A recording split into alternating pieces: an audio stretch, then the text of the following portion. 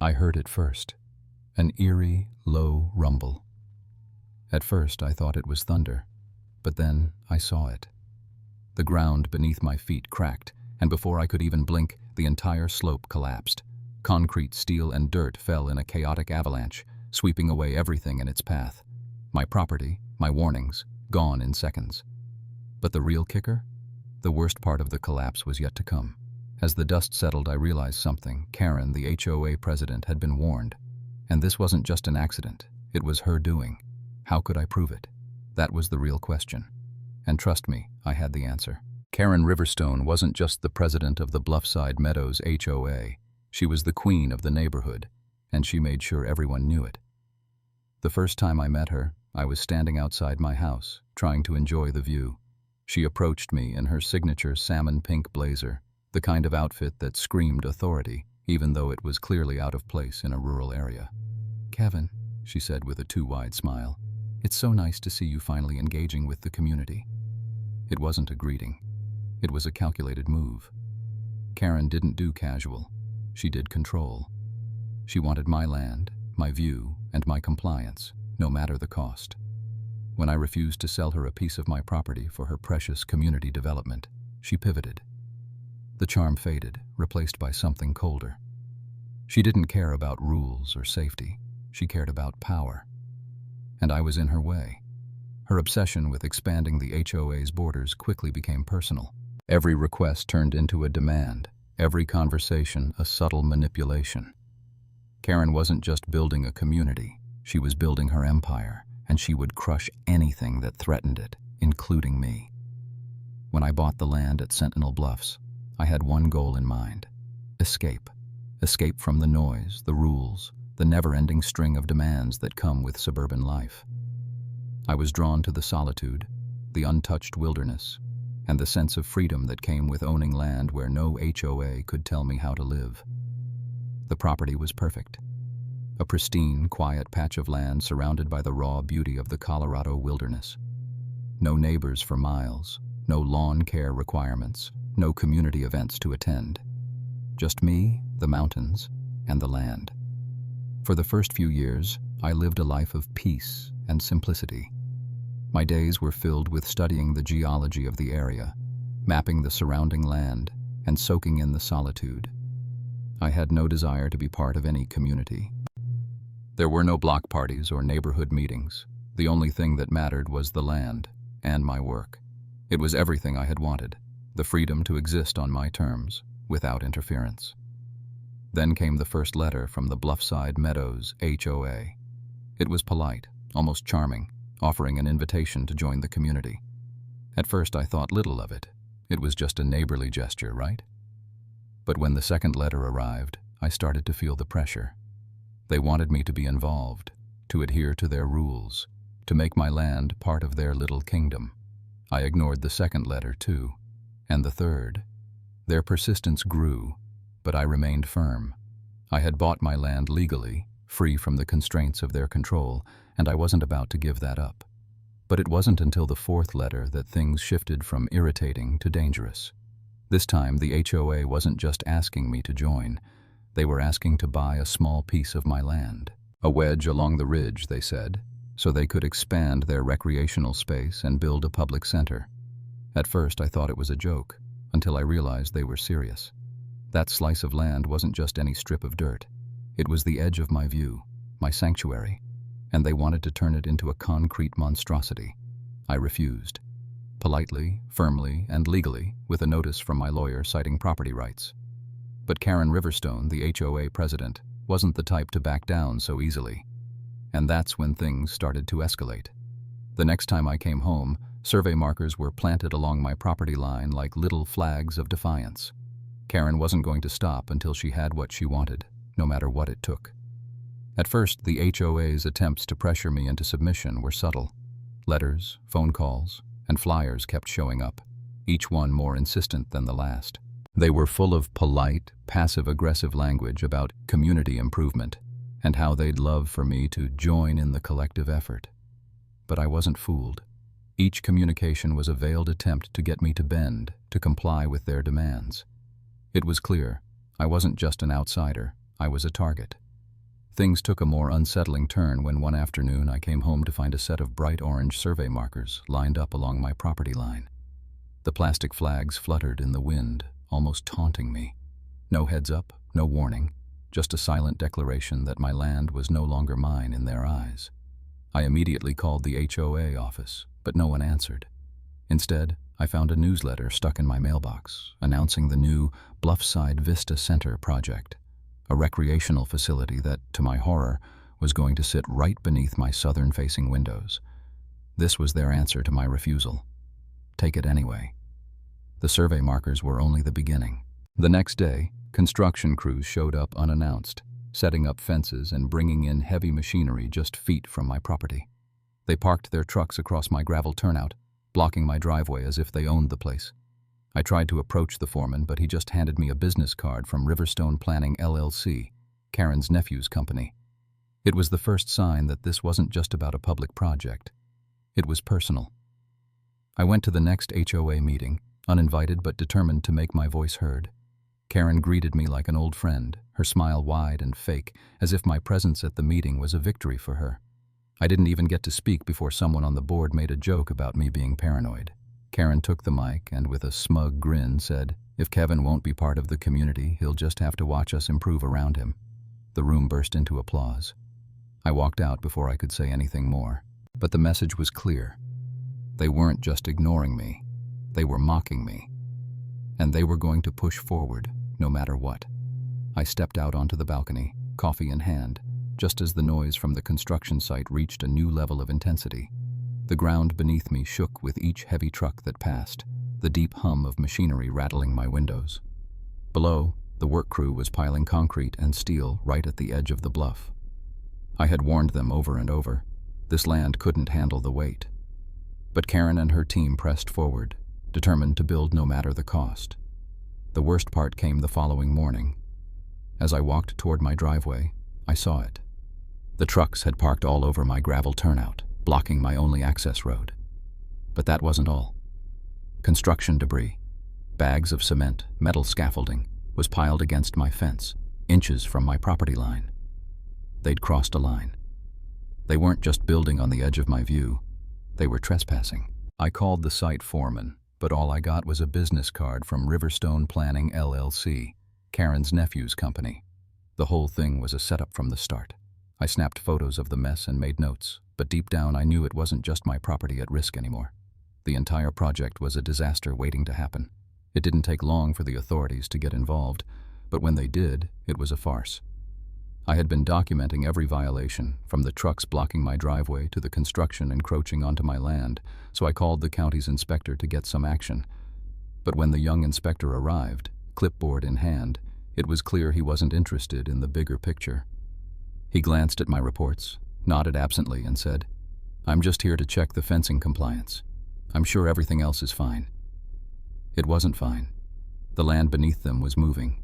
The moisture levels were rising, and the earth was starting to shift. But he wasn't concerned. I couldn't get through to him. His eyes glazed over every time I tried to explain the risk. I filed a formal complaint, hoping the county would take it seriously, but all I got in response was a standard acknowledgement. The bureaucracy was moving at a snail's pace, while the construction continued. The workmen barely slowed down as they poured more concrete, pushed heavier equipment up the slope, and expanded further into my property line. As I watched them build, my frustration grew. The risks were real, but they were still moving forward as if everything was fine. The stakes were rising, and I could feel it. The moment when the inevitable would happen was getting closer every day. It all came to a head one rainy morning. I woke up to the sound of a sharp crack, followed by a low rumble. I knew instantly what it was. The bluff was starting to give way. My sensors had been tracking the moisture levels for weeks, and they were off the charts. The land had soaked up all it could take, and now the weight of their construction was pushing it over the edge. I rushed outside, barely able to focus through the panic.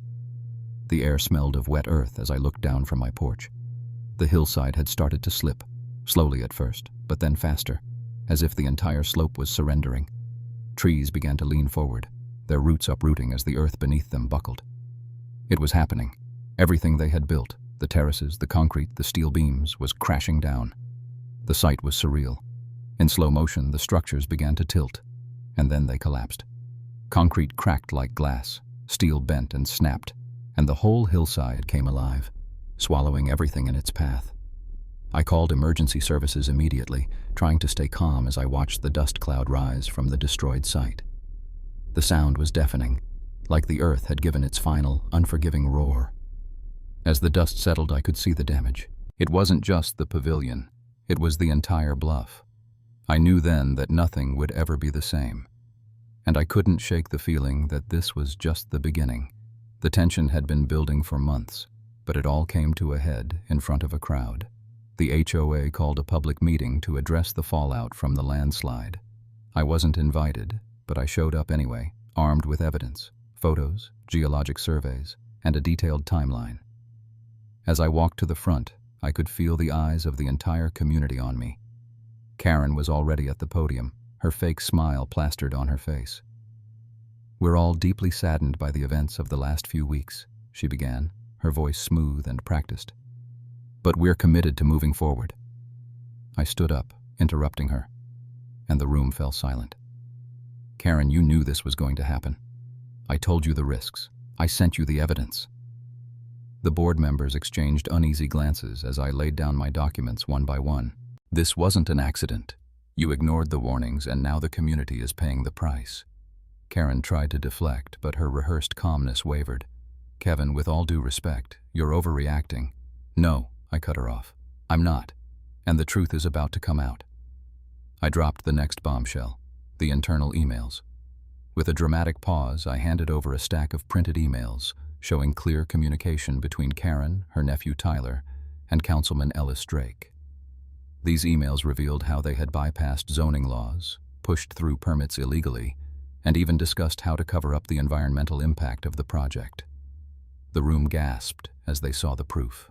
Karen's face drained of color as she fumbled with her notes. This is private correspondence," she stammered.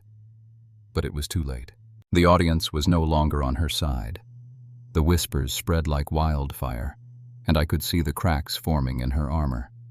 The final nail in the coffin came when I played a recording of the interview with the county engineer, who, upon hearing the full extent of the risks, admitted the construction should never have been approved without further evaluation. Karen's excuses crumbled in front of the room. The truth was out. The room was thick with tension as Karen's carefully crafted facade began to crack. The weight of the evidence I'd presented was too much, and she could no longer keep up the pretense. Karen, who had always carried herself like a queen in control of everything, was now on the defensive, her fake smile replaced with a thin-lipped grimace. She tried to regain control, of course. "This is all just a misunderstanding," she said, her voice shaking but still trying to project authority. "These documents are—" "Nothing but lies," I interrupted, cutting her off. "The truth is out, Karen." The audience was now fully turned against her. Even the board members were visibly uncomfortable, avoiding her gaze as if they knew what was coming next. And then the sheriff walked in, calm and unfazed. "Karen Riverstone," he said, his voice cutting through the room. "We need to speak to you outside." Karen's face drained of color, and she shot up from her seat, knocking her papers to the floor. "You can't do this. This is a mistake," she shouted, her hands trembling as she reached for the podium. But the sheriff was already moving toward her, and there was no escaping the consequences. The room fell silent as she was led out, hands cuffed behind her back. Her high heels clicked on the tile floor, each step echoing through the room like the sound of her downfall. Tyler, her nephew, and Councilman Ellis Drake exchanged nervous glances, clearly realizing their part in the scheme was unraveling as well. It was over for Karen. She had manipulated the system, ignored every warning, and put her own ego ahead of the safety of the entire community. Now, she was facing the full weight of her actions, and there was no escaping the consequences. The courtroom doors closed behind me, and I stepped out into the hallway, the weight of the entire ordeal finally starting to lift. For months, it had felt like I was carrying the burden of an entire community on my shoulders. The land, the lies, the legal battles. It all seemed like one long, suffocating fight.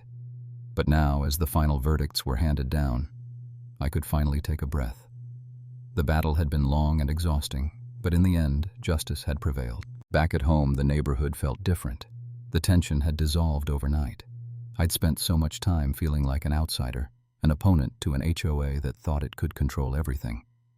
But now, as I walked down my street, the neighbors who once kept their distance or sided with Karen started to greet me with nods of respect. The unity that had been fractured for so long was slowly being restored. People who had been afraid to speak out against the HOA were now talking openly about the changes they wanted to see. There was a collective sigh of relief, like a weight had been lifted from everyone's shoulders. The freedom to live as we chose, without the constant surveillance and manipulation, felt like a return to normalcy. It wasn't just about the landslide anymore. It was about taking our neighborhood back from the grip of one woman's unchecked power. And for the first time in months, I could feel the peace returning to the land I had fought so hard to protect. The legal consequences of Karen's actions were swift and decisive. The jury deliberated for only a few hours before delivering their verdict. Karen was sentenced to 18 months in county jail, 5 of those months mandatory. She was also barred from holding any public or private office for the next 10 years. The judge was firm, making it clear that her abuse of power, her manipulation, and her negligence would not be tolerated. Tyler, her nephew, had his contractor's license revoked, effectively ending his career in the field. He'd been a willing accomplice in the scheme, and now he was left with nothing but the fallout of his choices. Ellis Drake, the corrupt councilman who had been in on the entire thing, received 2 years of probation, a hefty fine, and a permanent mark on his record. The investigation had uncovered years of shady dealings, all of which led back to him and Karen. The HOA was dismantled. The board members who had remained after Karen's arrest slowly started stepping down. They couldn't hide from the public outcry. The community was no longer willing to be manipulated by a corrupt board. The remaining HOA funds were seized and redistributed, part for restitution to the homeowners whose property was damaged in the landslide, and part for the stabilization of the land. A new, fairer board was put in place, and this time it wasn't about control. It was about the true spirit of community. And then came the final twist, the one that felt like pure, unadulterated justice. The federal government officially declared the bluff a protected ecological zone, meaning no further development would be allowed on that land for at least the next 15 years. The plans for the Bluffside Vista Center were scrapped. What had once been a disaster waiting to happen was now a permanent sanctuary, a natural space for wildlife and the community to enjoy. It was like the land itself had won. As the crews worked to restore the area, removing the broken rebar and shattered concrete, I stood at the edge of my property, watching it all unfold. I couldn't help but smile. The place I had fought so hard to protect was finally at peace. The fight had been exhausting, but in the end, I had succeeded, not just for myself, but for the entire neighborhood. The neighbors, once divided, were now coming together. There were conversations on porches, neighbors working together on projects, and an overwhelming sense of pride in what we had achieved. The freedom to live without fear of arbitrary fines or control felt like a breath of fresh air. The HOA's grip had been broken, and the community was finally free to thrive. As for me, I was able to find peace at last. I took my morning walks, no longer looking over my shoulder, no longer worried about the next attack from Karen or her board. The land was mine again, as it should have been all along. I sipped my coffee, standing at the fence, watching the work crews finish their task. One of them looked up and waved. I raised my mug in acknowledgement, the simple gesture feeling like the final piece of the puzzle. The battle was over. The land was safe, and I had won.